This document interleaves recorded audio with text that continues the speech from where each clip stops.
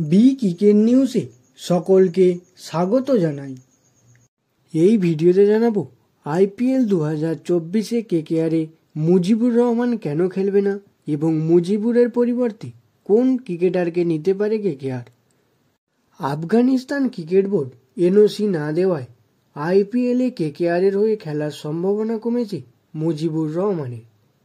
দেশের কেন্দ্রীয় চুক্তিতে সই না করায় সমস্যায় পড়েছেন মুজিব।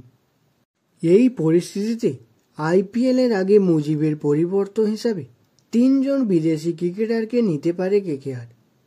তালিকায় কারা কারা রয়েছেন? কেকেআর নিতে পারে তাবরেজ শামসিকে। দক্ষিণ আফ্রিকার এই বাঁহাতি লেগ স্পিনার বিভিন্ন দেশের লিগে খেলেন। টি-20 ক্রিকেটে বেশ সফল বোলার শামসি, তাই তাকে মুজিবের পরিবর্তে নিতেই পারে কলকাতা নাইট রাইডার্স।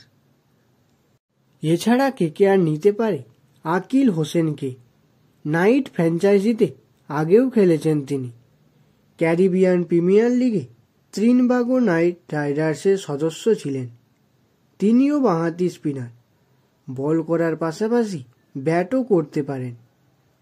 নিচের দিকে নেমে দ্রুত রান করার জন্য বিশ্বের অনেক লিগেই তার জনপ্রিয়তা রয়েছে এবং কেকেআর নিতে পারে আদিল রশিদকে।